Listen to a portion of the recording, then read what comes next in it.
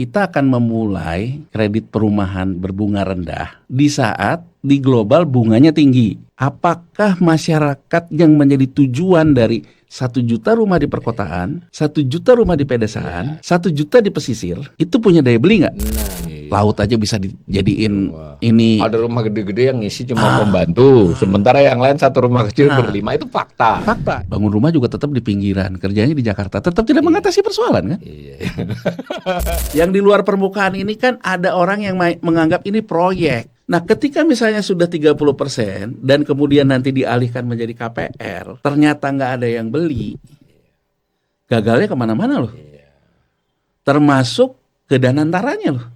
Termasuk ke BI. Kalau asumsi DPR, Banggar, Komisi 11, ya kan, Menteri Keuangan, Bappenas, BI, asumsinya kita tidak mau turun kredibilitas, semua hutang kita bayar. Berarti kan fiskal kita prioritas pertama membayar hutang loh Mas Awalil. Apapun itu. Yang lain itu akan mengalah. Karena kalau nggak bayar nggak dapat hutangan baru. Ya kan, apapun itu akan mengalah.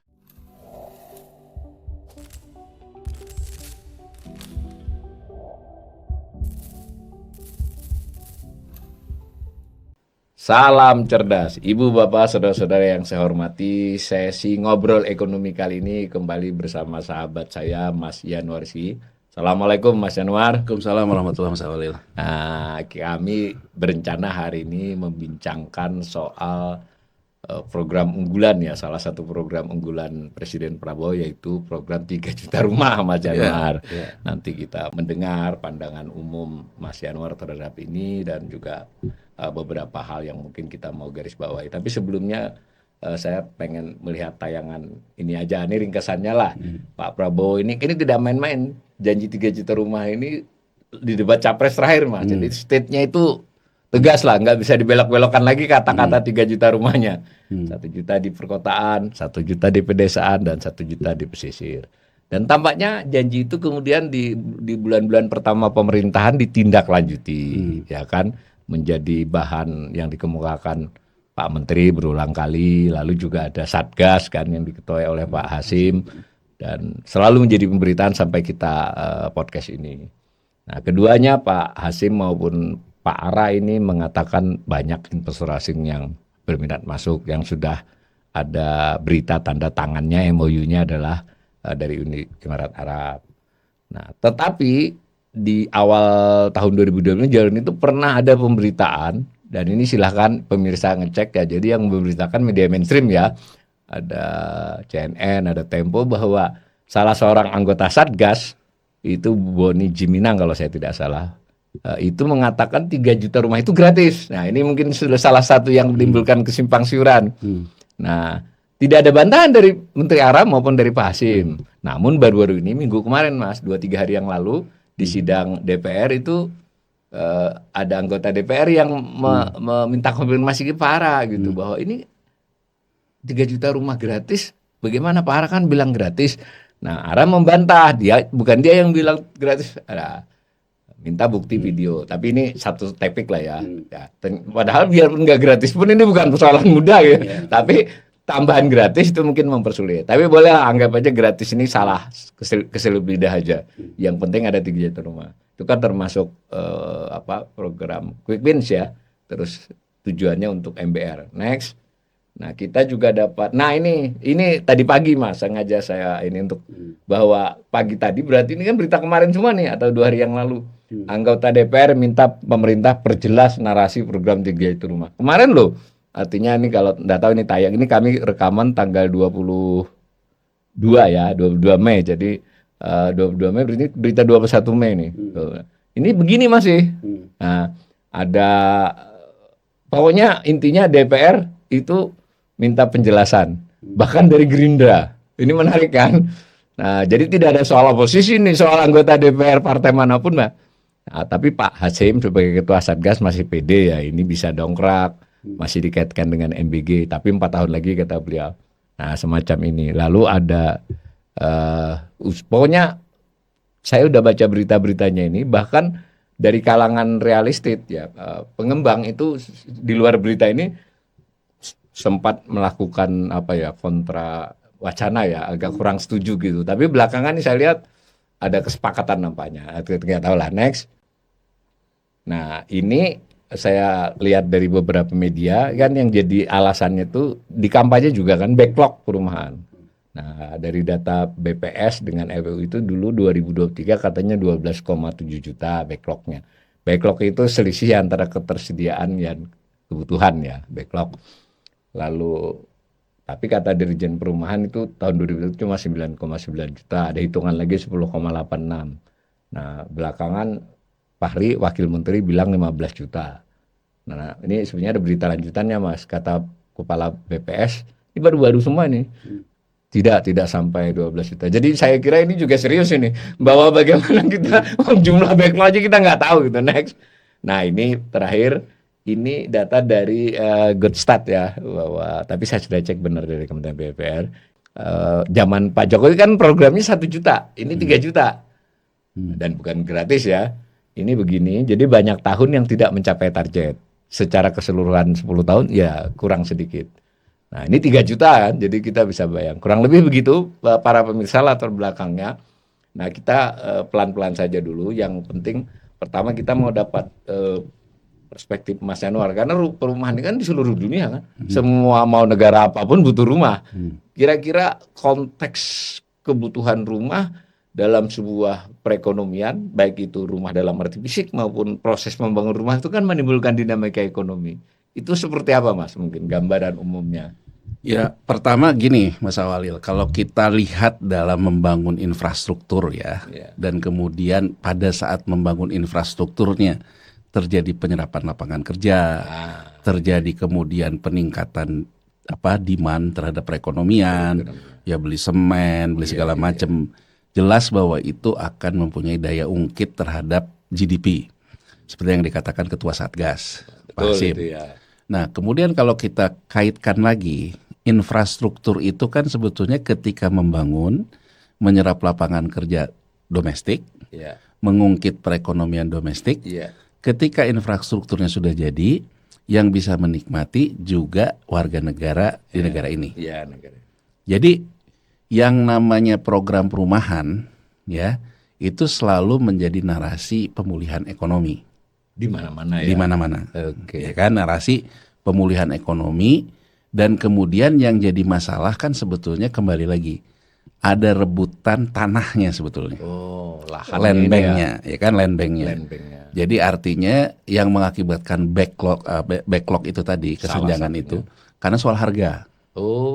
Harga. Nah, perumahan itu properti selalu dikaitkan dengan harga properti, dengan harga inflasi, karena persoalan harga tanah. Harga tanah, terutama. Terutama. Jadi harga tanah ini kenapa dia naik?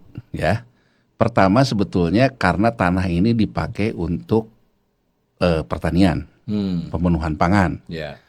Tanah kalau di dalamnya juga ada sumber daya alam atau sumber daya mineral akan dipakai juga oleh tambang. Nah, kemudian perumahan akan berebut terhadap 3 faktor ini. Ada kebutuhan rumah, ada kebutuhan pertanian, ada kebutuhan eksplorasi terkait dengan ini, dan ada kebutuhan hutan juga terkait dengan lingkungan dan sebagainya. Konservasi air ya. Konservasi. Nah, makanya kalau yang saya lihat misalnya di negara-negara besar, itu ada undang-undang peruntukan lahan. Jadi ada roadmap-nya dulu. Ada peta jalannya jelas. Jadi kalau lahan yang ini itu lahan pertanian. Lahan yang ini itu terkait dengan sumber daya alam dan sebagainya. Nah, kita ini Mas Awalil sebetulnya krisis tahun 1998. Jadi gini, orang untuk menjadi oligarki di sebuah negara pasti harus punya land bank. Bank tanah ya. Nah, bank tanah. Nah, sehingga land bank ini kebanyakan itu menjadi fixed asset untuk mereka mendapatkan pembiayaan. Nah, ketika kita kena krisis moneter tahun 98, di mana kelompok usaha-usaha besar itu terkena masalah, aset land banknya kan diambil alih oleh negara. Gitu ya, oleh BPPN, oleh segala macam. Nah, dalam proses land bank seperti itu terjadilah penurunan harga tanah. Pada waktu itu. Jadi program perumahan waktu itu misalnya yang lewat BTN ya, KPR BTN Kan kalau zaman itu Orde Baru dibedakan, kalau yang pendapatan rendah Perumnas nama perumahannya. Kalau pendapatannya Sampai tengah-tengah sekarang masih ada nama-nama BTN. Perumnasnya itu. Ya kan, Perumnas, BTN. Nah, Ya. yang rumah BTN itu kan banyak dilelang waktu itu. Karena kredit macet. Ya. Ya kan, karena kredit macet orang nggak bisa lagi bayar kreditnya. Ya. Harga jatuh. Iya, Nah, cicilannya waktu itu cukup besar. Kelas menengah lah. Kelas menengah, harga jatuh. Nah, ketika harga jatuh ini, itu mengakibatkan harga tanah secara keseluruhan tuh Iya. jatuh, Tertahan lah gitu. Nah, kita pada waktu itu kemudian setelah pemulihan, petani juga menjual tanahnya terutama di Jawa ke properti lagi. Tapi belum dibangun kan, karena kita masih krisis kan. Ya, properti buat bank tanah lah ya. Buat bank tanah. Nah, persoalan bank tanah ini, tanahnya terus naik, sehingga nanti kalau dibangun, harga jualnya juga naik. Ya. Nah, setelah melewati masa penurunan tadi ya. Betul. Nah, jadi sebetulnya sejak kita reformasi, poinnya itu Mas Awalil, kita sebenarnya sudah tidak lagi punya program perumahan untuk kelompok berpendapatan menengah dan rendah. Jadi perumahan itu dibuat seperti mekanisme pasar. Ya, swasta ya. Swasta harganya berapa, ngambil KPR ya, bunga kredit umum gitu ya. Nah, ini yang selalu dari waktu ke waktu dalam era reformasi, dalam setiap pilpres, itu yang selalu ditawarkan oleh para kandidat. Ya kan? Untuk diubah. Jadi sebetulnya menurut saya bukan soal jumlah perumahan yang isunya. Isunya itu sebetulnya negara menyediakan rumah yang memang bisa dibayar atau dicicil, terjangkau oleh yang berpendapatan rendah dan pendapatan tinggi. Karena harga tanah yang mahal. Nah, sekarang kembali lagi, kita lihat, itu konsep dasarnya kan Mas Walil. Kredit perumahan berpendapatan rendah. Ya. Solusinya kalau kayak di Amerika Serikat, itu yang namanya kredit pemilikan rumah, KPR, berpendapatan rendah, di bank. Jadi misalnya American Citibank misalnya. Citibank misalnya memberikan kredit perumahan ke yang berpendapatan rendah. Yang berpendapatan rendah ini suku bunganya ikut ke dalam suku bunga pasar. Tapi kenapa bisa dibangun yang namanya rumah dengan kredit yang terjangkau untuk berpendapatan rendah? Karena politik suku bunga tadi Mas Walil. Oh, suku bunga. Nah, politik suku bunga, politik inflasi. Ini kalau kita ngomong cara Amerika nih. Iya. Jadi ketika sesuai suku bunga pasar, tapi bunga pasarnya rendah. Kan begitu. Nah, karena Amerika kan dengan ruling currency-nya itu dia menekan bunganya rendah. Ketika dia mau menekan bunga rendah itu, dia kemudian bisa menyalurkan kredit dengan bunga rendah untuk yang berpendapatan rendah. Nah, yang berpendapatan rendah ini untuk pembiayaan berikutnya lagi itu digunakanlah dengan yang namanya anjak piutang. Jadi gini Mas Awalil. Anjak piutang ya. Saya bank, saya sudah membiayai Perumnas katakan saja. Satu perumahan. Ketika ini sudah jalan, orang sudah mulai bayar kreditnya. Belum lunas tapi sudah bayar kreditnya. Saya akan membangun lagi Perumnas 2 misalnya ya. Nah, yang ininya itu dijual ke pasar yang disebut dengan mortgage bond securities. Yang tadi sudah berjalan cicilan tadi. Yang sudah berjalan itu jadi yang KPR-nya. Jadi kan di bank itu ada tagihan KPR berpendapatan tahun, saya 15 tahun, 20 sekian. tahun. Oleh bank itu disekuritasi nih, dilepas oleh dia. Dibuat dilepas namanya itu mortgage bond securities. Oh, itu ya namanya. Mortgage bond securities ini ada yang subprime, ada yang prime. Apa itu bedanya? Kalau yang subprime yang berpendapatan rendah. Oh, itu makanya kalau prime itu yang berpendapatan tinggi lah. Jadi kayak mungkin kalau di kita rumah-rumah di PIK gitu itu namanya prime. Gitu loh. Tapi kalau subprime itu yang berpendapatan rendah. Nah, yang subprime mortgage ini ya, yang subprime mortgage bond securities ini kemudian dijual di pasar modal. Nah, ketika Amerika Serikat ya, politik bunga rendahnya itu dirubah jadi politik bunga tinggi, yang dipicu oleh perang dagang yang waktu itu dengan Jepang apa? Dengan Cina. Oh, dengan Cina juga. Jadi kalau tahun 2002, 2000 dengan Yang perang dagang itu the Fed, gubernur the Fed-nya Alan Greenspan. Kalau sekarang kan Trump. Trumpnya. Nah, jadi dulu Alan Greenspan itu kan bilang gitu loh, bahwa ini kan nggak bisa dong, bahwa kalau kita defisit neraca dagang, kita nggak boleh defisit saving account-nya. Sehingga menurut dia, pada akhirnya dia naikin suku bunga yang tadinya rendah, Mas Awalil. Fed rate itu naik ke sampai 5,5%. Dengan menaikkan harga energi. Dulu kita pernah bahas ya, grafiknya di sini. Nah, satu sisi itu memang memukul Cina. Nah, Cina pada waktu itu akhirnya ya melakukan reformasi terbatas dengan dia membuat mata uang yang juga bisa diperdagangkan tapi terbatas. Yang RMB itu, jadi dia ada punya dua nih, yang di dalamnya yuan, yang bisa keluarnya dia punya RMB gitu ya. Nah, betul pada waktu itu Cina bisa dikalahkan lewat politik bunga yang mendadak tinggi, terutama akibat harga inflasi. Tapi yang terjadi, Mas Awalil, ini yang menjadi pelajaran kita. Untuk kelompok yang berpendapatan rendah, ternyata kemampuannya membayar cicilan sangat elastis dengan yang namanya suku bunga. Ya, dari sekitar 1 menjadi 5 ya, kurang lebih begitu ya. Itu bunga Fed rate-nya. Oh, bunga Fed rate-nya. Oh, bunga itunya di atas sedikit. Bunga Fed rate-nya, jadi kan bunga misalnya 1 sempat setengah kan waktu itu sebelumnya. Sempat. Jadi katakanlah dari 2 deh gitu ya. Dari 2. Berarti kan dia mungkin yang subprime itu dapatnya 2,5% bunganya. Ya kan? Dinaikkan Fed rate-nya ke 5,5, jadi 6,5%. Nah, orang ini ketika harga KPR-nya itu bunganya naik menjadi 6%-an itu, dia udah nggak bisa bayar, Mas Awalil. Gagal bayar. Nah, itu yang mengakibatkan krisis di Amerika tahun 2008. Karena begitu gagal bayar, merembetlah ke yang lain-lain kan, kemana-mana lah gitu ya. Jadi artinya itu tadi diagunkan ya, diagunkan. Tadi piutangnya tadi diajak piutang kan. Nah, saya ingin memulai dari situ. Kenapa, Mas Awalil? Sekarang begini, kita ingin membahas subprime kan, untuk yang berpendapatan rendah. MBR. Bahkan ada isunya tadi mau gratis mau segala macam. Umpama tidak gratis pun tetap pasang ke bawah. Nah, sekarang pertanyaan saya gini, kita akan memulai kredit perumahan berbunga rendah. Ya. Di saat di global bunganya tinggi.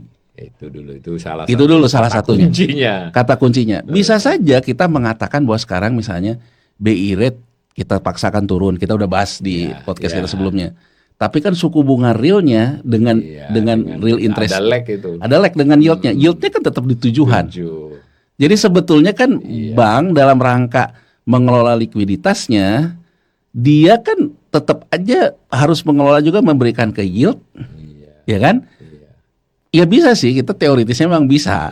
Teoritisnya bisa kan BI rate-nya udah turun nih ke angka gitu, harus digenjot ke perumahan. Nah, ini juga yang jadi kontroversi, Mas Awalil. Kenapa jadi rame di DPR itu? Yang jadi kontroversi seolah-olah bank, terutama bank BUMN, terutama Danantara, itu akan dipaksa secara komando harus menurunkan bunga, memberikan kredit kepada pemilikan rumah. Jadi pendekatannya memang pendekatan policy, komando, bukan pasar. Problemnya kita lihat lagi, sebetulnya bank BUMN, terutama sekarang bank BUMN itu ya, BTN itu dasarannya gini deh, Mas Awalil, kita ngomong dari yang populer aja deh. Orang misalnya kalau dapat posisi komisaris di Bank Mandiri, BNI, BRI gitu, wah itu udah kipas-kipas. Tapi begitu dapatnya BTN, ya biasa aja.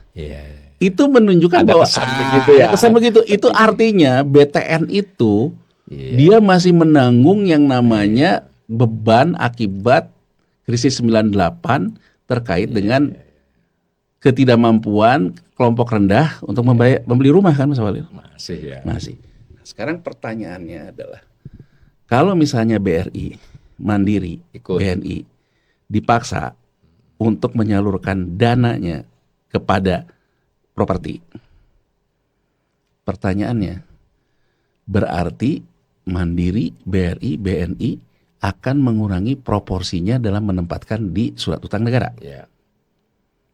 Kalau dia mengurangi itu, berarti kan harus ada yang menggantikan peran mereka sebagai fungsi stabilisator sistem keuangan. Untuk menyerap SBN. Kalau dalam posisinya itu posisi long, Mas Awalil, dalam arti posisi long itu gini, posisinya tuh kondisi pasar keuangan itu stabil. Stabil. Ya kan, kondisi surat utang kita stabil, fiskal kita stabil, Dunia juga stabil. Dunia juga stabil. Itu masuk akal aja karena tidak membutuhkan juga posisi stabilitas yang berlebihan. Iya. Pasar akan menyesuaikan dengan sendirinya. Pasar akan menyesuaikan dengan sendirinya.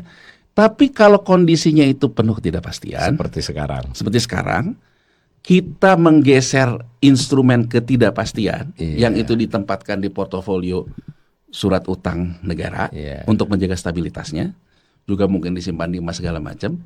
Kita alihkan ke sesuatu yang jangka panjang. Nah, menurut saya Mas Awalil, ini yang sebetulnya kita perlu dengar testimoni dari Gubernur BI. Apakah ini timing yang tepat? Ini terlepas dari persoalan janji kampanye pemerintahnya. Karena kan posisi Gubernur Bank Sentral independen.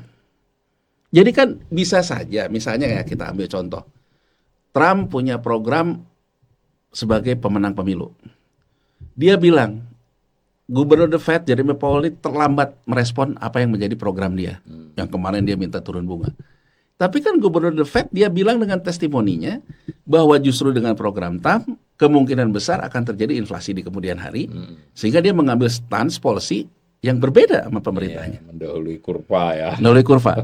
Jadi bahwa pemerintah itu sudah berusaha mewujudkan janji kampanyenya, itu bisa terjadi bahwa Gubernur Bank Sentral menganggap bahwa ini belum bisa direalisasikan. Rem lah dia ya. Direm. Jadi kayak direm. Nah, gambaran ini Mas Awalil, dengan kita melihat kemudian Gubernur BI siap mendukung, siap memberikan pembiayaan, likuiditasnya dari Danantara, dan bahkan mungkin yang banyak dibahas orang di Instagramnya Menteri Perumahan ya. Gubernur BI seolah-olah menghadapkan ke Menteri Perumahan. Itu kan kalau dalam tatar dunia moneter, Gubernur BI itu sinyal buruk. Jadi sinyal buruk seolah-olah ini memang pendekatannya sangat politik, tidak ke dalam, dan nggak levelnya lah Menteri dengan Gubernur Bank Indonesia itu. Nggak level, presiden dia harus levelnya. Makanya kalau tadi Mas Awalil mengcapture banyak berita menjadi simpang siur itu. Dan baru-baru ini makin simpang siur ini. Simpang siur karena persoalannya gini loh. Sebetulnya free cash flow kita berapa Mas Awalil? Bener-bener uang cash yang memang free gitu. Tidak tergantung harus menstabilkan sun. Tidak harus tergantung berapa free-nya. Cadangan devisa kita juga berapa free-nya di BI. Di saat kita juga punya data BI juga dengan menerbitkan SRBI malah hutang luar negeri juga bertambah. Ya kan? Karena bentuk cadangan devisa itu tidak super liquid semua. Harus ada kepastian yang sangat liquidnya berapa. Jadi ini menurut saya sebetulnya ketidakpastian ini skemanya itu akan seperti apa? Apakah kita akan pakai subsidi bunga? Apakah mau gratis mau segala macam? Ini simpang siur. Jadi sejauh yang diberitakan saya lihat yang masih sudah diklaim ya dibanggakan sudah dijalankan itu masih program lama sebenarnya Mas, program 1 juta rumah dengan segala polanya, termasuk subsidi bunga ya dari APBN, dan yang di 2020 ada alokasinya ya seperti KUR itu ya semacam itu, gerombongan dari kredit subsidi program itu di kisaran 30-35 triliun, dan itu menurut pemberitaan juga dari menteri sendiri itu udah hanya bisa mencakup sekitar 275.000 rumah. Nah, dikaitkan dengan yang tadi kan tentu ini berarti ada usaha nih buat peta jalan apapun namanya yang tidak mengandalkan, tidak sekedar seperti zaman Pak Jokowi itu. Benar nggak ini? Atau bagaimana bayangan Mas Nanor menangkap terlepas belum jelas, tapi sejauh apa gitu loh rencananya itu? Kalau saya menangkapnya pengen membuat yang seperti dilakukan di Amerika Serikat. Oh, yang tadi diceritakan tadi ya. Jadi artinya ada instrumen moneter dari perbankan ke bank sentral, terkait dengan likuiditasnya. Kemudian karena likuiditas, jadi gini Mas Awalil, yang diinginkan itu sebetulnya pembiayaan oleh bank. Oleh bank kepada tadi properti, kepada program tadi lah. Program tadi. Nah kemudian Bank Indonesia kan tidak bisa juga memberikan kredit program. Ya, nggak boleh. Nggak boleh. Jadi yang bisa memberikan kredit program itu kan fiskal pemerintah. Ya, fiskal. Dalam rangka program subsidi bunga. Ya. Kan ada bunga rumah, Ya. program subsidi kur, Ya. dan sebagainya, itu subsidi bunga. Ya. Nah sekarang itu yang diinginkan ada topangan dari Bank Indonesia. Oh, jadi beda dengan itu ya. Jadi ada topangan dari Bank Indonesia, misalnya sudah dari fiskal pemerintah yang lagi sempit ini, misalnya bisa tadi berapa 270.000 rumah. Ya. Nah ketika itu diberikan ke bank, ada diskon bunga, Ya. kemudian bank memberikan kredit, ya. Ya. Nah sebetulnya ini juga sudah ada BUMN yang masih di Menteri Keuangan yang untuk ngurusin factoring tadi, mortgage bond. Itu kalau nggak salah PT apa ya, PT SMI ya yang SMI apa PIP? SMI mungkin ya. Ya, SMI PIP yang antara itulah. ya pokoknya ada yang memang khusus Ya. untuk factoring kredit perumahan. Ya, ya, ya. Ada juga Tapera, tabungan perumahan rakyat. Beda lagi itu. Ya kan? Nah, dalam perjalanan yang terjadi saat ini, Tapera sendiri tidak bisa mendeliver tabungan perumahan kepada anggotanya. Itu kan yang terjadi kan, makanya akan ditambah lagi tabungan dari masyarakat untuk Tapera, untuk segala macam. Jadi Tapera itu sendiri tidak bisa memberikan deliver ketika orang itu pensiun dan sebagainya. Padahal dia sudah nabung selama kerja. Selama kerja. Makanya kan katanya sekarang mau ada tabungan dipotong perumahan yang sempat ramai juga. Ya, ya, ya. Yang sempat masyarakat bilang, kok banyak potongan gitu loh. Ya, saya sudah punya rumah. Saya udah punya rumah, harus kena rumah. Terus Ya, ada ngomongan sekitar tentang setengah tahun yang lalu. tentang gotong royong dan sebagainya. Nah ini jelas sebetulnya Mas Awalil. Jadi sebetulnya ada vehicle di tengah yang sebetulnya ketika bank memberikan pembiayaan, bank bisa melempar hasil pembiayaannya ini, dilempar sebagai sekuritisasi, diambil yang oleh yang tengah ini. Iya, iya. Nah yang tengah ini nanti bisa melempar ini sebagai instrumen moneter ke bank lagi. Jadi ini sebetulnya yang mau ditempuh itu teori velocity of money lagi Mas Walil. Jadi si bank setelah memberikan pembiayaan dia cari lagi. Ini lagi. dipindah ke sebelah ini pindah terus. Yang di Amerika begitu ya. Di Amerika gitu. Nah, jadi artinya nanti ada instrumen moneter. Nah, cuman kan persoalannya sekarang kalau kita ngomong program perumahan sekarang, posisi Bank Indonesia berapa sih ekuitas netnya? Kan gini loh, kalau kita lihat laporan keuangan Bank Indonesia, laba moneter ditahan itu masuk ke ekuitas kan? Iya, betul. Ya kan? Jadi akumulasi surplus yang pernah kita bahas. Yang kita bahas surplusnya sendiri kita pernah kritisi di sini. Ya kan, bahwa surplusnya sendiri kita tunggu nih sebulan lagi kan, surplusnya sendiri surplus yang tidak surplus gitu kan, pernah kita bahas di sini gitu ya. Nah, surplus ini mau dipakai untuk menggunakan sebagai instrumen moneter untuk perumahan.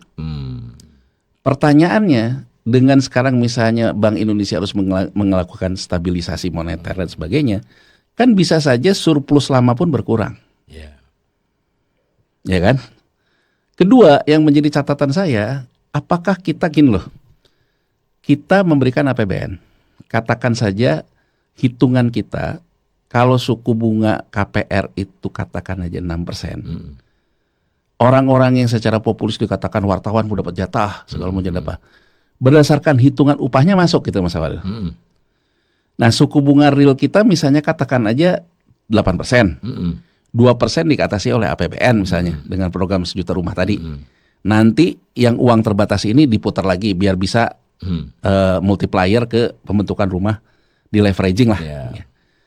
Pertanyaan saya, kalau ini nanti sudah diberikan, ternyata tahu-tahu kita menghadapi situasi mirip Amerika. Ini nggak bisa bayar cicilan yang 6%. Ini nggak bisa bayar cicilan. Ini akan macet. Persoalannya kan menjadi persoalan serius. Karena 6% bukan soal bunga, kalau PHK nggak bisa bayar sama sekali ya. Nah, Mas Awalil, justru saya situasinya ini. Saya ingin melihat gini loh. Saya yang kita tunggu itu sebetulnya statement clear dari Gubernur Bank Indonesia. Apakah masyarakat yang menjadi tujuan dari 1 juta rumah di perkotaan, 1 juta rumah di pedesaan, 1 juta di pesisir, itu punya daya beli nggak? Nah, karena backlog itu hanya melihat dari ketersediaan dan kebutuhan, betul, bukan dari permintaan. Padahal kalau analisis ini kan yang pokok itu permintaannya. Punya daya beli nggak? Kemudian daya beli ini sensitivitas terhadap suku bunga berapa?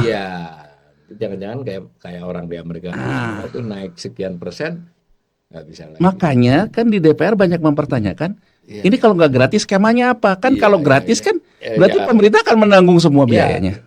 Tadi saya potong dikit yang versi meskipun bukan dari beliau itu tuh maksudnya gratis itu memang yang bayar APBN menurut versi yang Januari. Iya kan? Bukan dari ARA ya, dari anggota Satgas. Padahal itu nggak mungkin, itu jelas opsi yang nyaris nggak mungkin lah untuk kondisi fiskal. Nah sekarang kita bercermin dulu di Amerika Serikat, ya. Ketika suku bunga naik, ya kan, itu menjadi sumber krisis property, mortgage bond, ya Mas Walil. Nah orang sekarang ini loh Mas Walil, kalau kita lihat Cina itu sejak 2021 tuh ekonominya melemah sebetulnya. Ya, nggak seperti biasanya. Ya. Pelemahannya itu terjadi karena apa? Karena dia mengalami kredit properti yang macet sebetulnya. Dan kalau kita sekarang buka, dalam sepanjang sejarah di Cina, Bank Sentral Cina menggelontorkan yang namanya likuiditas ke perbankannya terbesar sepanjang sejarah itu sejak Januari, Februari, Maret, April saya belum tahu ya. Tapi Januari, Februari, Maret itu terbesar dalam sejarah mereka. Artinya di luar isu perang dagang dengan Trump, Cina itu juga sekarang lagi kesulitan mengatasi persoalan domestiknya. Mengatasi persoalan domestik yang diakibatkan oleh kredit sektor properti. Nah, ini harus jadi pelajaran kita ya. Pertanyaan saya Mas Walil, tadi kita berdebat, BPS ngomong segini, ini ngomong segini. Di Cina Mas Walil ternyata setelah kita perhatikan, Cina itu sama pikirannya, bangun aja. Ini banyak yang butuh. Setelah banyak rumah itu tidak dibeli, yang sasarannya tadi para kelompok Gen Z segala macam. Kelas menengah baru, baru dilakukan survei. Ternyata ada perubahan paradigma di kelompok usia Gen Z di Cina. Mereka menganggap gini loh Mas Awalil, saya beli apartemen yang dibangun sudah besar-besaran itu. Bahkan kan sekarang di Cina itu banyak dibilang banyak kota hantu. Apartemen besar-besar tapi nggak ada yang beli gitu loh. Oh, sampai begitu ya. Jadi gini, ternyata persepsinya itu dari kelompok pekerja muda, yang Gen Z itu. Harga rumah itu kan mahal. Mereka akan diberikan cicilan agar bisa masukkan cicilannya 5 tahun, 10 tahun, 15 tahun. Nah ternyata mereka berpikir kalau seharga saya punya hutang katakan aja 500 juta misalnya Mas Walil ya. Saya punya 500 juta hutang, dibuat hutang itu dalam waktu 15 tahun. Ya kan? Dia hitung. Kalau sekarang saya punya uang untuk mencicilnya katakan saja jatuhnya 1 juta gitu. Kalau saya punya 1 juta, saya taruh di obligasi pemerintah Cina. Saya taruh di saham, saya taruh di segala macam. Gitu loh. Saya malah bisa punya uang untuk bayar sewanya. Jadi di Cina itu terjadi pergeseran paradigma gini Mas Awal. Jadi sudah menganggap bahwa punya rumah itu bukan lagi sebuah kebutuhan kayak bapak-bapaknya dulu. Yang penting dia bisa menempati bank. Jadi yang penting buat dia bisa tinggal. Jadi isunya apa? Harga properti yang udah kemahalan ini sudah tidak diminati. Jadi yang tadi saya bilang di awal Mas Awal, kan harga tanah, harga segala macam kan. Nah di Cina itu dia baru survei setelah rumahnya jadi. Nah ini kan akhirnya karena udah jadi nggak laku, macet. Sementara itu pembiayaan dari perbankan. Ini isu besar loh di Cina. Dan Cina itu sekarang lagi mencegah mereka tidak seperti Amerika Serikat tahun 2008. Ada 2 isu di sini. Kalau kita merefer Amerika Serikat, sudahkah kita melakukan assessment? Apakah ini saat yang tepat kita membangun perumahan untuk yang berpendapatan rendah? Terkait dengan sensitivitas terhadap bunga, sensitivitas terhadap likuiditas perbankan, ya kan?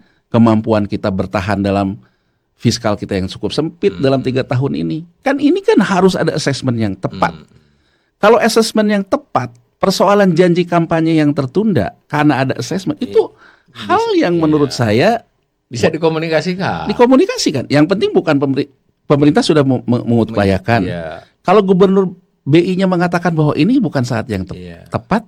Bahkan tadi kalau berdasarkan kan pemerintah bisa buat survei dari lembaga independen atau apa toh untuk memastikan ini kan. Itu bersatu kan Mas Walil. Nah, sekarang kalau belajar ke Cina, pemerintah sudah survei belum calon pembelinya? Iya. Oh iya. Ya kan sebetulnya calon pembelinya itu kalau dikasih itu mau beli nggak? Bukan hanya soal daya beli, tapi minat nggak kan? Dua hal nih kan? Dua hal gitu. Daya beli dan minat kan? Nggak? Orang kelihatannya banyak yang nggak punya rumah. Dia memang nggak pengen punya rumah. Nah, Mas Walil, saya tuh pernah iseng-iseng Mas Walil. Saya pernah iseng-iseng ya. Saya iseng-iseng. Pernah saya di satu perguruan tinggi lah. Saya diundang ngasih kayak kuliah umum gitulah. Saya cerita banyak. Kemudian setelah saya ngomong macam-macam tentang kondisi ekonomi siapa. Yang menarik buat saya, yang bertanya tuh gini. Dia nanya ke saya, kira-kira saham yang bagus, yang sekarang apa? Kemudian kira-kira obligasi pemerintah jatuh atau enggak? Kemudian saya tanya ke yang bertanya, kamu trading? Iya saya trading. Kemudian saya tanya kepada dia, dan dia mengatakan kalau sekedar untuk bekerja itu untuk dapat uang, saya trading juga dapat uang. Oh ini Mas Awalil, dari saya cuman sekedar ngasih itu aja, ada indikasi generasi baru kita nggak beda sama Cina. Berbeda betul dengan cara berpikir Ara, cara berpikir saya, cara berpikir Mas Awalil. Mereka ini terhubung di dunia internasional lewat internet ya. Iya, jadi mereka menganggap bahwa kalau saya punya uang segitu, yang penting saya bisa sewa apartemen, saya bisa bayar sewanya. Kenapa saya harus memiliki? Bayar sewanya, kalau saya punya uang buat bayar kredit gitu, ya mendingan saya kelola portofolio. Untuk kelas ini ya, untuk kelas pekerja muda profesional, iya, yang mestinya menjadi sasaran perumahan ini kan. Betul, tapi makanya kan kenapa jadi isu gratis? Memang ada orang yang tidak punya rumah tunawisma. Ya, kalau mau itu kan khusus kan berarti programnya. Artinya kan gini loh Mas Awalil, kalau yang kita tuju itu adalah kelompok menengah untuk beli kredit ini, isunya mungkin bukan hanya persoalan mahalnya bunga kreditnya. Isunya apa, mereka masih tertarik atau tidak? Ya kan Mas Awalil? Tapi kan ada orang yang memang sudah seusia kita sampai sekarang nggak punya rumah. Mungkin dia memang pengen punya rumah. Beda lagi. Tapi dia juga tidak punya daya beli. Makanya mungkin kalau dia kan memang harapannya dikasih rumah. Tapi nggak usah sampai 3 juta setahun dong. Jadi kan kita tuh harus mempetakan dulu nih Mas Awalil. Mempetakan dulu profilingnya gimana. Agar kita itu punya program yang rasional. Nah sekarang kalau kita lihat Mas Awalil, kenapa sih isu ini jadi begitu ramainya? Coba perhatiin Mas Awalil, ini yang saya perhatiin ya. Tadi kalau dari berita Mas Awalil yang sudah MOU Uni Emirat Arab. Itu kan dana SWF-nya mereka Mas Awalil. SWF ya itu ya. SWF. Jadi gini Mas Awalil, ketentuan Bank Indonesia untuk membangun rumah itu nggak bisa kredit itu tanah. Nggak bisa. Jadi kalau misalnya saya mau beli tanah, kredit nggak bisa. Saya mau beli tanah, minta pembiayaan bank nggak bisa. Harus ada bangunannya. Harus ada bangunannya. Nah artinya ini yang kemarin sempat diramein sama Real Estate Indonesia, karena Bank Indonesia sempat melakukan kebijakan, kan dia melihat sektor properti takut bubble. BI itu sempat membuat yang namanya uang muka, sekian persen itu diperbesar, dan itu menurut real estate yang mengakibatkan sektor properti jadi lesu. Ini kan sekarang yang mau direlaksasi lagi. Iya, pada waktu itu berarti beda pertimbangan dengan sekarang kan? Betul. Beda banget paradigmanya. Sekarang gini, anggap aja sekarang kita mengacu kepada aturan 30%. Berarti kalau sekarang saya jadi kontraktor perumahan, ya kan, untuk saya membangun rumah 1 juta ini, saya harus punya uang dulu 30% di luar dari perbankan Mas Awalil. Ya karena tadi disyaratkan untuk karena begitu saya sudah mulai membangun, ada rumahnya, ada apa, baru saya bisa membuat itu jadi kredit perbankan. Gitu kan? Jadi kalau 100 juta harga rumahnya, umpamanya kita harus punya 30 juta kan? 30 juta. Nah, untuk membangun kayak gini, ada konsepnya adalah jual gambar. Kayak yang orang ribut di Ngepik 2 segala macam itu. Jadi artinya si nasabahnya, si calon pembeli, ini ada tanah nih, gambarnya kayak gini. Jual gambar aja orang disuruh kasih DP 30%. Sehingga akhirnya dia dapat uang DP itu dari calon pembeli. Tapi kan ini untuk prime. Ya, yang prime pola itu berjalan gitu loh. Ada masalah ternyata. Ya kan yang prime kan masalah kan. Tapi ada masalah juga kan, kita dengar bahwa kok rumahnya nggak jadi-jadi segala Ya, macam. tapi itu masuk akal lah ya. Nah. Masuk akal. Masalah kita setelah reformasi itu apa? Yang subprime kan boro-boro jual gambar gitu loh Mas Awalil. Dia kan harus mengajukan kredit dulu ke bank. Jadi kan harus ada yang ngemodalin di depan. Iya. Gitu kan Mas Awalil? Ya, si developernya harus memodali. Nah, memodali inilah mungkin muncullah kemudian Uni Emirat Arab mau, Qatar mau segala macam. Tapi sekarang saya ambil contoh Mas Awalil, yang dibangun di Cina, yang properti jadi kredit macet itu, yang awal membangunnya itu aset manajemen Cina, AMC. Kayak Danantara dong. Kayak Danantara. Jadi kalau di sana tuh kan yang namanya SWF tuh CIC, China Investment Corporation. Di bawahnya ada macam-macam, ada AMC. Nah, AMC ini dia membuatlah sekuritisasi untuk pembangunan proyek perumahan. Nah, QIA, Qatar Investment Authority, masuk ke dalam dana bersama. Jadi Mas Awalil, kalau kita dengar Danantara selalu bilang bahwa nanti kita akan ada joint funding. Itu maksudnya. Jadi maksudnya itu nanti SWF Uni Emirat Arab masuk, dibuat funding bersama. Fundingnya adalah proyek perumahan. Nah, yang antara QIA, Qatar Investment Authority, dan aset manajemen Cina, karena pas 2021 ternyata rumahnya nggak laku, macet nih Mas Awalil. Nah, makanya kan di balik ini ada juga berita waktu itu Qatar mau aja masuk asal kontraktornya dari Cina. Karena kan dia untuk mengatasi nyangkutnya nyangkut di di sana. sana.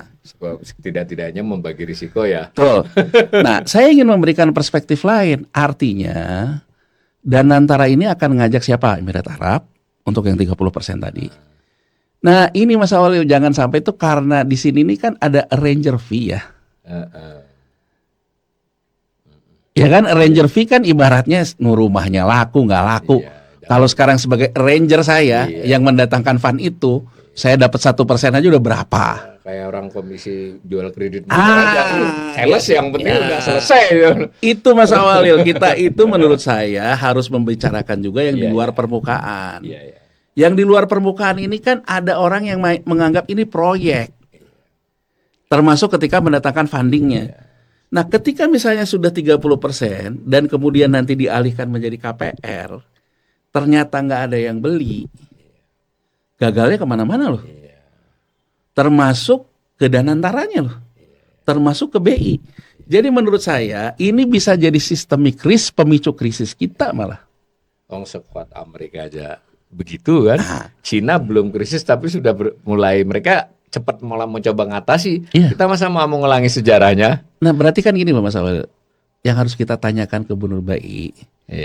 Kita bisa kayak Amerika nggak? Ya kan? Apalagi kita memulainya di saat suku bunga global lagi dinamis kayak begini. Dulu waktu mulai rendah, di pertengahan jalan naik. Kan? Ini dari awal sudah tinggi. Kan harus ada assessmentnya dari dia.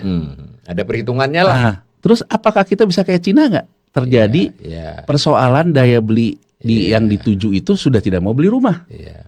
Dan benar ya, dari 10-12% turun ke 6% itu salah satu penyebabnya ini ya, perumahan ini ya. Oh iya. Karena memang tadi di awal kan Mas Heru memberitahu kelebihannya soal perumahan ini kan daya ungkitnya terhadap pertumbuhan ekonomi luar biasa besar ya. Kan kalau kita lihat Cina ya, begitu dia membangun proyek-proyek banyak perumahan ini kan naik tuh. 2 digit. Tapi kan dia turun. Apalagi sekarang kredit perumahannya bermasalah. Rata-rata 5-6% turun sudah beberapa tahun ini. Iya, jadi maksud saya ketika kita bangun yang 30% duit masuk langsung gini. Begini, tapi kalau setelah itu tidak ada konsumennya, tidak ada apa, kan kita menggali kuburan kita sendiri. Jadi kalau menurut saya Mas Awalil, sebetulnya satu skema harus dijelaskan. Skema ya dijelaskan. Kedua, menurut saya DPR ini harus juga punya kualitasnya memaksa Gubernur Bank Indonesia bicara di DPR, menjelaskan, dan nanti dari situ kita uji ya ekonom dan sebagainya. Kira-kira omongan Gubernur Bank Sentral kita kredibel atau entertaining? Iya kan kalau entertaining kan dia bilang bahwa ini masuk akal seperti sekarang yang selalu dikatakan kan. Ketika ketemu ARA, ketemu segala macam ya, ketemu ketua Satgas. Tapi kan kita perlu menguji di mana dia meyakini bahwa ini tidak akan mengakibatkan systemic risk di masa depan. Di saat kondisi makroekonomi dalam kondisi kayak gini. Di saat fiskal kita juga dalam kondisi menyempit. Kan kita uji di situ Mas Awalil. Iya. Iya kan? Kita uji teknokratis aja dulu lah, belum penerapannya. Jangan main terapkan aja tanpa ada penjelasan teknokratisnya. Ya, jadi gini loh Mas Awalil. Kebijakan besar itu kebijakan teknokratis, bukan kebijakan emosional. Iya. Urusan ratusan triliun. Artinya penanganannya pun teknokratis. Di satu sisi ada emosional terkait dengan pemenuhan janji kampanye, terkait dengan pengen mengungkit secara cepat. Tapi sisi lain teknokratisnya masuk nggak? Ya, kalau teknokratisnya tidak masuk, kita harus jadi bangsa yang rasional. Gitu kan Mas Awalil? Kita harus jadi bangsa rasional. Jadi menurut saya teknokratis ini diperlukan oleh Gubernur Bank Sentral yang mengatakan di mana keyakinan dia kita tidak akan seperti Amerika. Di mana keyakinan dia bahwa kita tidak mengalami perubahan paradigma generasi seperti yang terjadi di Cina. Ketiga sebetulnya, di mana keyakinan pemerintah bahwa lapangan pekerjaan tidak mengakibatkan PHK. Tadi Mas Awalil, kalau cuman sekarang orang kerja, kita gaji 1 juta. Logikanya saya dikasih kredit untuk bayar perumahan 200.000. Ya Mas Awalil ya. Begitu suku bunganya naik, saya harus bayar 300.000. Saya nggak ada uangnya, gagal bayar 100.000. Itu bisa direstrukturisasi, saya masih kerja. Tapi bayangin Mas Walil, saya punya hutang, tahu-tahu saya di PHK. Saya udah nggak punya buat bayarnya. Bukan persoalan hanya bunga loh. Iya. Tabungan buat makan aja nggak cukup. Kan gini loh, saya ambil contoh gini. Iya betul. Ketika orang misalnya mampu bayar kreditnya 200.000 karena gaji 1 juta.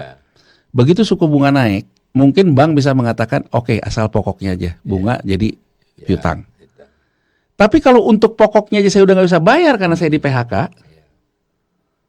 nggak bisa diakal-akali lagi. Nah, di satu sisi orang yang punya dana ngerasa bahwa terjadi krisis di sektor properti, dia ngambil duitnya ke bank, kan itu yang terjadi. Nah, jadi maksud saya kita mendorong segala sesuatu tuh teknokratisnya apa?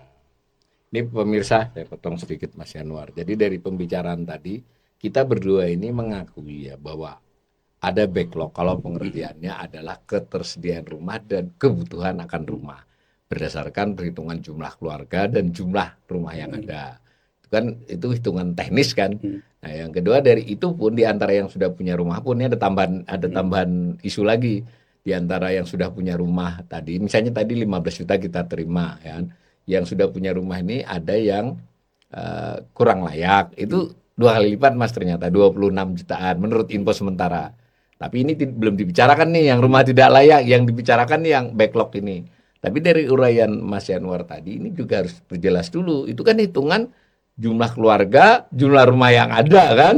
Ternyata bahwa backlog itu juga harus diartikan permintaan, bukan butuh. Tapi ini ada nggak daya belinya? Nah, itu satu. Yang kedua yang menarik dari Mas ini yang relatif baru saya. Ternyata bisa saja memang kalau dihitung dari jumlah orang, rumahnya kurang, tapi ternyata dia emang nggak butuh. Dia cukup tinggal di apartemen, nyewa, kan dia nggak butuh kepemilikan. Itu. Oke. Jadi kalau misalnya pemerintah mau buat program menyediakan rumah, itu harus benar-benar punya kajian lah ya, kajian teknokratis. Ini yang benar-benar butuh berapa dan otomatis dinamis ya. Lalu ada daya belinya tidak, itu satu hal. Yang kedua, ketika sebutlah dapat angka setelah dikaji-kaji, misalnya dari 15 jadi 10 Mas, ini umpama. Kalau 3 itu kan asumsinya 15 Mas. Nah tadi Mas Yanan mengingatkan, ini kan polanya seperti apa ketika di zaman Pak Jokowi kan dari subsidi yang seperti itu. Ini kan mau didorong dengan format-format baru yang bagaimanapun cara yang tersedia adalah mengkaitkannya dengan moneter kan, dengan sekuritisasi.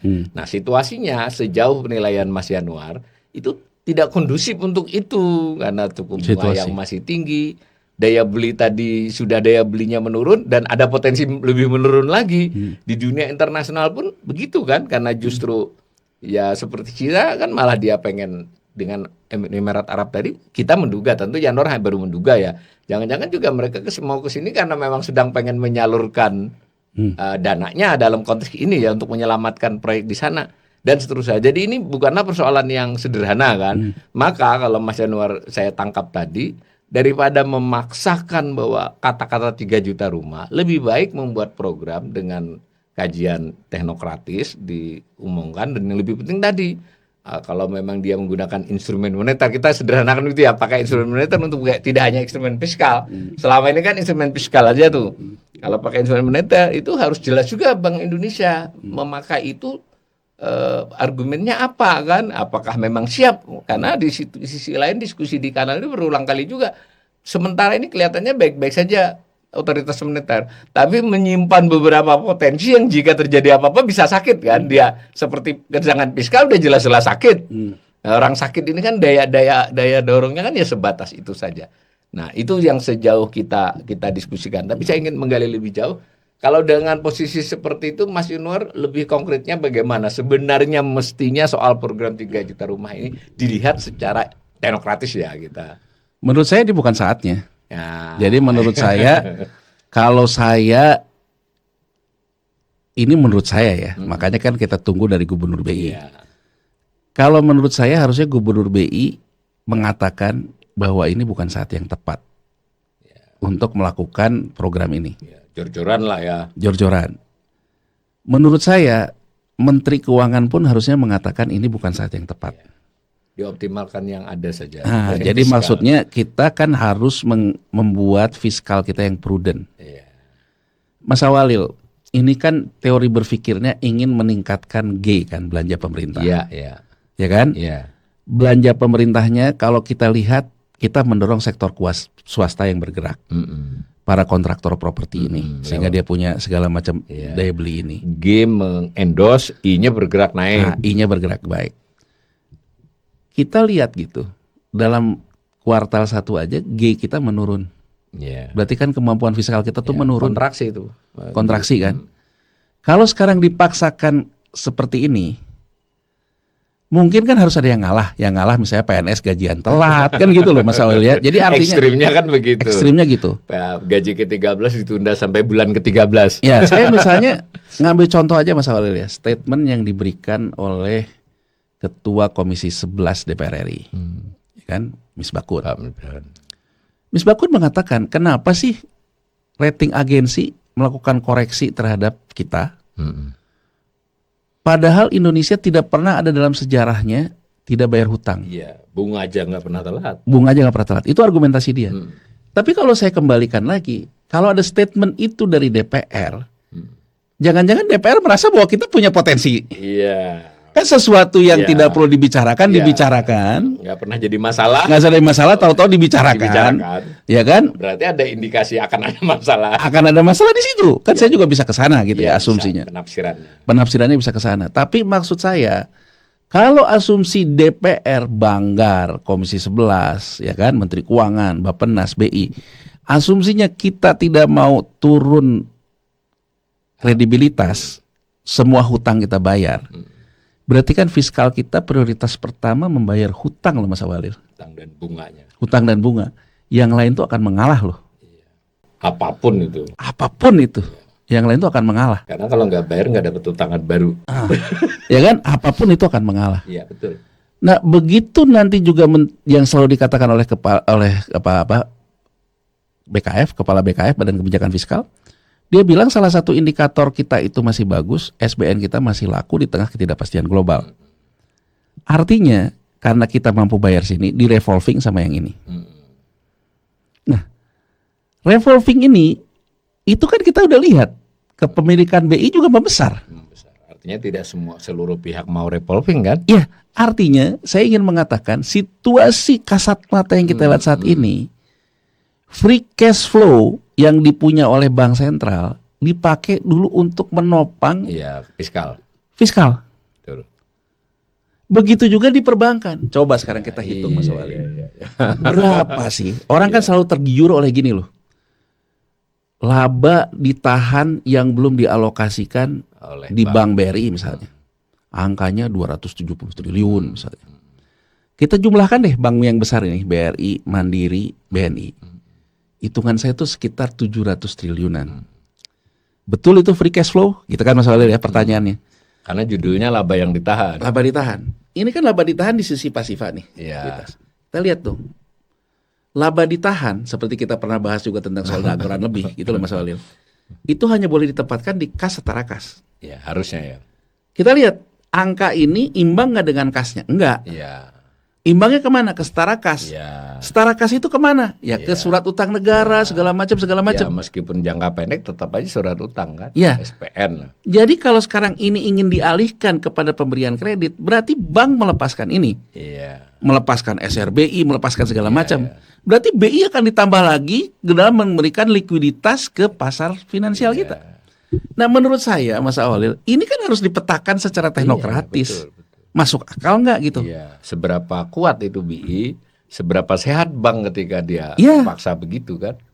Tapi saya juga memahami Mas Awalil, kalau kita tidak ada peran negara terhadap perumahan ini, emang akan menimbulkan ketimpangan yang besar. Karena di semua negara yang terbukti bisa menyediakan rumah, memang negara harus ikut ya. Ikut. Karena nggak bisa diserahin ke pasar sepenuhnya ya. Karena kan sekarang ketimpangan, misalnya tahu-tahu rumah Iya. laut aja bisa dijadiin ini. Ada rumah gede-gede yang ngisi cuma pembantu, sementara yang lain satu rumah kecil berlima, itu fakta. Fakta. Kita setuju bahwa ada perhatian yang lebih serius pemerintah terhadap itu kan. Ya, tapi sekarang ada juga kecurigaan saya yang biasa mengurusi properti yang berdaya beli tinggi, yang prime. Iya. Juga sekarang lagi kesulitan jual Mas Walil. Iya. Kenapa?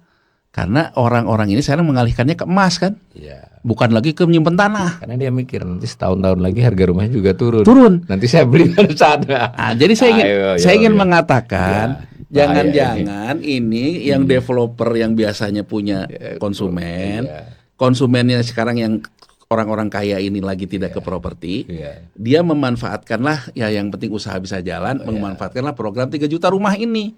Yang penting usaha dia muter kan.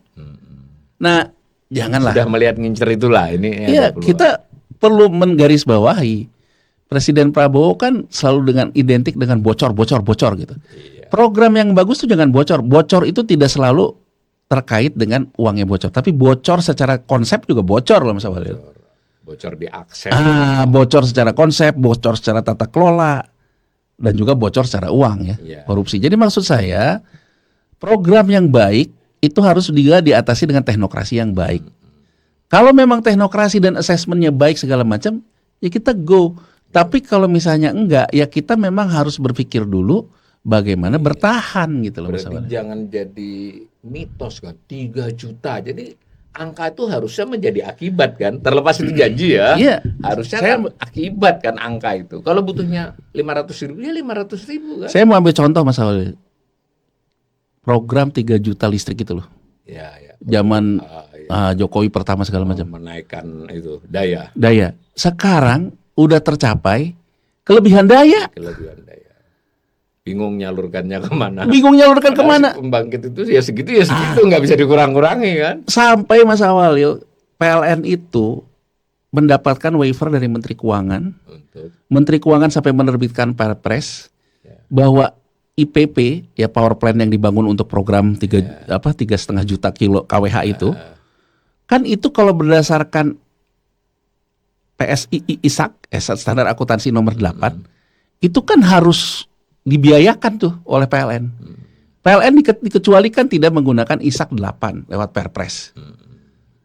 Itu kan sebetulnya kan ada terjadi mismatch loh Mas Awal. Yang penting nyediain barang, nggak pikir kebutuhannya berapa, ya butuh listrik tapi 10 tahun lagi. Jadi maksud saya, mari kita belajar ke program bombastis di listrik yang akhirnya menimbulkan beban. Menimbulkan beban. Kalau yang buat swasta yang buat program IPP-nya udah enak lah, suplai batu bara, suplai apa. Tapi kan beban itu pada akhirnya naik ke jadi bebannya PLN sampai diberikan jaminan waiver dari Menteri Keuangan bahkan oleh Perpres. Ini jangan sampai nanti kayak gitu kan? Ya masih mending kalau bisa pakai waiver. Kalau persoalannya itu saya ingat saya dulu Bang, cara menghitungnya sama tuh. Ini listrik sekian, kebutuhan kalau pertumbuhan ekonomi sekian, industri sekian butuh listrik sekian. Kita nyediakan segini kan begitu waktu itu. Ini jadi bisa begitu juga ya logikanya. Logikanya kan? Gitu. Jadi jangan kepada hal-hal yang bombastisnya tapi realistis, Iya. rasionalitasnya. Tapi kita sepakat ya bahwa mayoritas rakyat Indonesia lapis bawah itu betul-betul masih sangat, membutuhkan sangat. rumah. Dan mungkin kalau boleh ya udah dipastikan saja, misalnya sekian puluh ribu atau 100.000 yang untuk gratis ya itu diprioritaskan. Kalau saya, memang Mas Awalil, begitu. kalau saya selalu mengatakan gini loh, yang kita butuhkan itu sebenarnya reforma agraria, Mas Awalil. Oh, nah ini nih. Iya kan, reforma Karena agraria. tadi soal perumahan ini yang Soal paling tanah. beban separuh lebih dari bebannya soal tanah ya. Ya, jadi kalau menurut saya kita Ya, itu ya. perlu pemetaan lahan. Iya. Mana lahan kita untuk pertanian, Mm-mm. mana lahan untuk industri. Mm-mm. Nah, industri perumahan misalnya, ya, Mm-mm. ini lahan pertanian, Mm-mm. lahan pertanian, peternakan segala macam. Ini pesisir kan. Mm-mm. Berarti kan di sini ada untuk pertanian, ada perikanan, Mm-mm. perlu dibangun perumahan pesisir. Ya. Ini perumahan pesisir. Kita ada industrialisasi, pabrik, Mm-mm. pabrik di sini dibangun. Harus ada pemukiman pekerja. Nah, berarti ini lahan untuk pabrik. Ya. Berarti untuk pekerjanya disediakan rumah di sini, Ya. pabrik. Ya. Kemudian kita punya kantor. Mm-mm. Oh, ini kantor disediakan kayak gitu. Jadi menurut saya Mas Awalil, cara berpikir IKN itu cara parsial. Mm-mm. Kalau cara yang benar sebetulnya land reform. Land reform. Dilihat keseluruhan lahan yang Keseluruhan. kita miliki ya. Nah, kita miliki, kemudian mana yang bukan pertanian, mana yang segala macam. Iya. Jadi membangun backlog ini menurut saya, kita itu kan butuh yang namanya kota industri misalnya. Di Iya, mana? iya, iya. Berarti perumahan industri di situ. Iya, iya. Perkara bahwa nanti bentuknya mau dalam bagian dari gajinya, dari segala Iya. macam, itu kan soal Dicarikan teknokrasi. pola ya.